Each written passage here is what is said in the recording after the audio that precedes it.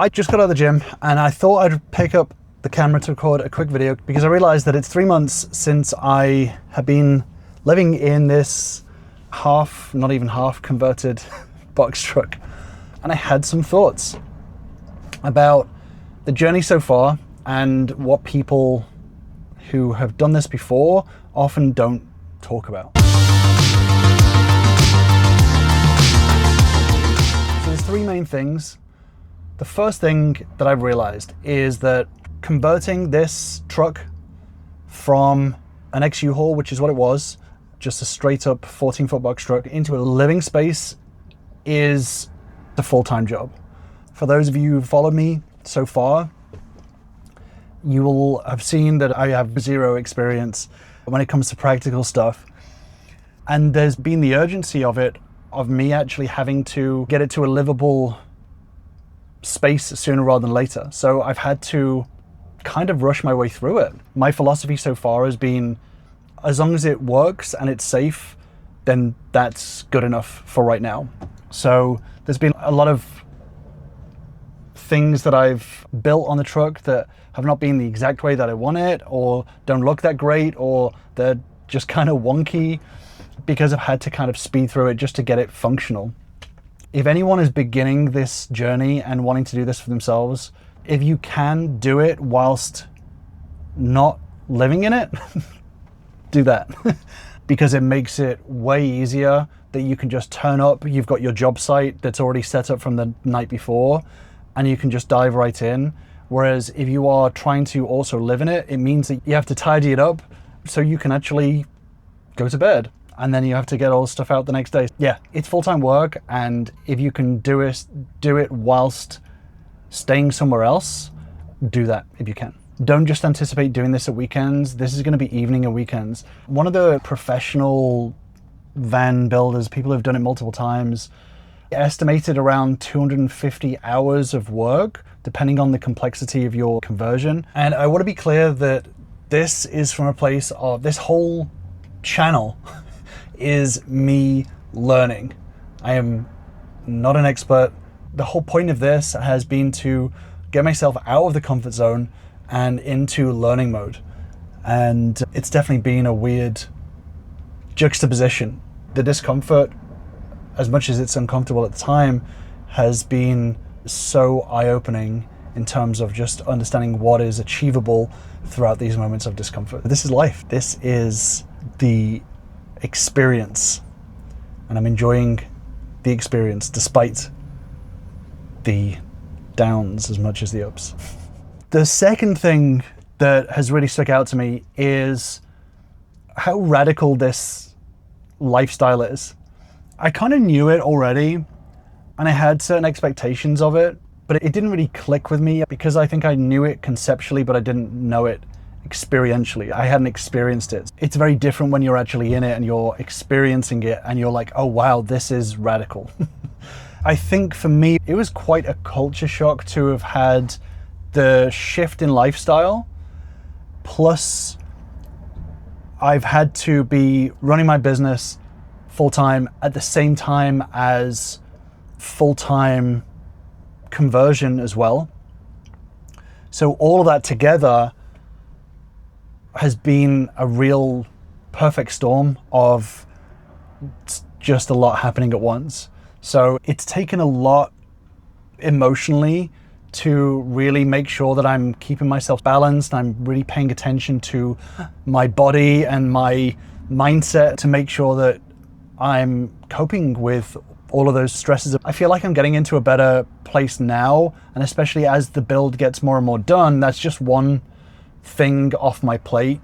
It becomes less and less prioritized, which gives me the space for the rest of it. It's not in the big moments. It doesn't feel that radical because at the end of the day, you're like, well, I'm driving, and then half the time when I'm in the back, I totally forget where I am. Like, I forget the actual location in the world where I'm at, which I think is normal. In an apartment, you don't really think about the stuff around you too much. But in the back, there's been times where I've been like, okay, I finished this bit of work or whatever it is, and then I've been like, okay, I feel like I want to go and get myself some food, and then I have to go, where am I right now? Which is a really weird thing to think, because in the micro, I'm in my home, I'm in my living space and working space. But in the macro, I'm like, where am I in the city? Am I close to somewhere that has food? So that's a really weird feeling. Sometimes waking up in the morning, you're like, where am I? Going to sleep at night? I think at first, I was not planning on doing stealth camping. That was not in my original plan. My original plan was to do this up to a certain standard so that I could have some shore power. And then I was going to just try out different campsites, different RV parks. I just wanted to have a space that was my constant of living and working in, but the location around me could change if I wanted it to. So if I got on a whim of, I want to travel out of state and stay somewhere else, I can do that while still working and living. So stealth camping was not the original plan. My first stealth camp video, I was just like, this is something I'm just gonna have to do. The radical side of things of finding somewhere to stay, especially initially, was like a big deal. Yeah, finding a place to sleep and going to sleep at night, especially initially, was like paranoia city, because you're 3 inches away from someone just walking up to the outside of your living space. 1 or 2 nights where I was like, wow, this is a bad idea. But as time has gone on, it's become way easier. And I think it's built my resilience in terms of, I guess, street smarts a little bit, but just being aware and thinking logically through what type of an area is this? Will it have a lot of foot traffic around it? If something goes wrong, will it be going to be easy to get help? Things like that. This is where my comfort zone, as time has gone on, I've got used to the discomfort. The radical side of it has developed a new sort of resilience in me.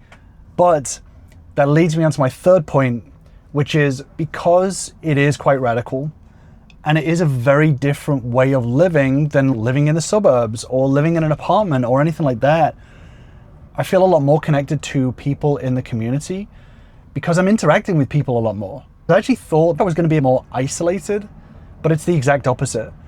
I don't have a routine, but I have regular places where I go to park up, get supplies. I go grocery shopping more regularly. So my fridge is small, so I have to do more grocery stops.